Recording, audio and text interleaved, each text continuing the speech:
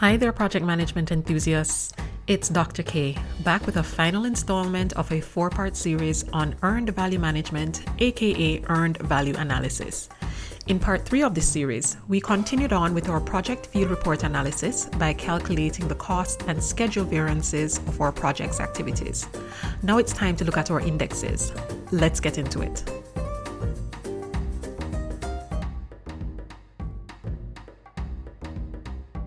In earned value analysis, performance indexes are used to get a better sense of our project's health. The cost performance index is the ratio of earned value to actual cost. The CPI, as it is called, pretty much tells us how much bang we're getting for our buck. A CPI greater than 1 means for every dollar spent, we are getting more than $1's worth of value, which is great.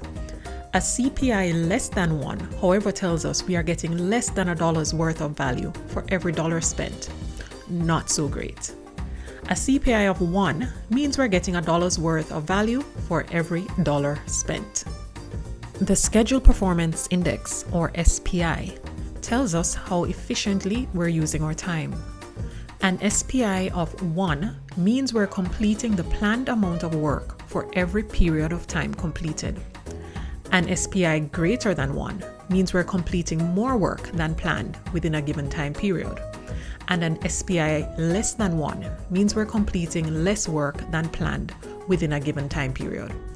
If we reflect on our tips for remembering EVA equations from our last video, we can derive that SPI is calculated by dividing the earned value by the planned value of an activity. Let's bring our spreadsheet back up and run our performance index calculations. For activity A, the CPI is 300 divided by 300 equals 1, while the SPI is also 300 divided by 300 equals 1. For activity B, the CPI is 400 divided by 500, which equals 0.8. And the SPI is 400 divided by 600, which is 0.67. For activity C, the CPI is 900 divided by 900, which is 1. And the SPI is 900 divided by 600, which is 1.5. Finally, for activity D, the CPI is not computable because it is 0 divided by 0. The SPI is 0 divided by 200, which is 0. Our numbers show us that for cost performance, we are getting our money's worth for activities A and C. However, for activity B, we are only getting 80 cents worth of value for every dollar spent. For activity D, since we have not completed any work or spent any money, we cannot determine our cost performance. For schedule performance, activity A is running as expected. For activity B, we are only completing 2/3 or 67% of the work planned within a given time period.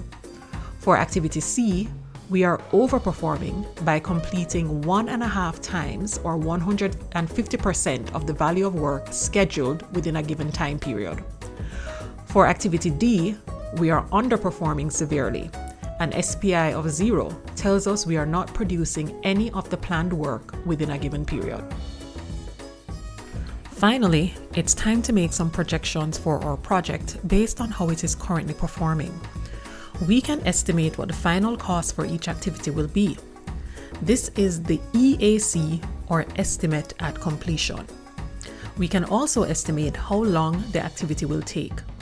This is the schedule at completion, or SAC.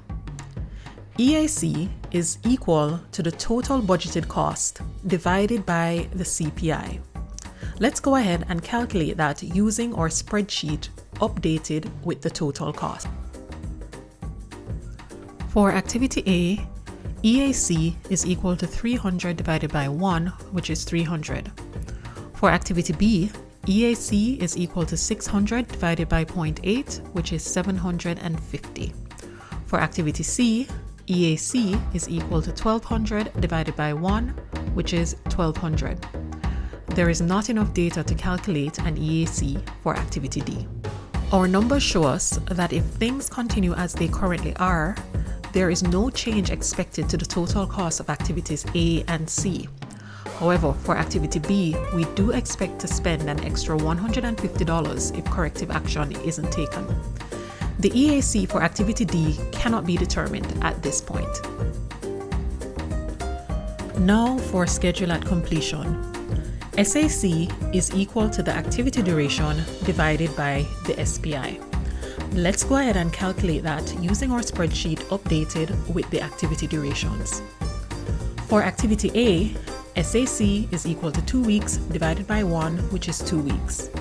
For activity B, 3 weeks divided by 0.67 is 4.5 weeks. For activity C, 4 weeks divided by 1.5 is 2.7 weeks. There is not enough data to calculate an SAC for activity D. Our numbers tell us that activity A finished on schedule. Activity B is expected to take a week and a half longer than scheduled if corrective action isn't taken. Activity C is expected to be completed 1.3 weeks earlier than planned if the current pace keeps up, and we cannot make a projection for activity D at this point. And we are finally done. As you can see from our table, we were able to sum up our figures to scale to project level insights for planned value, earned value, actual cost and schedule variances.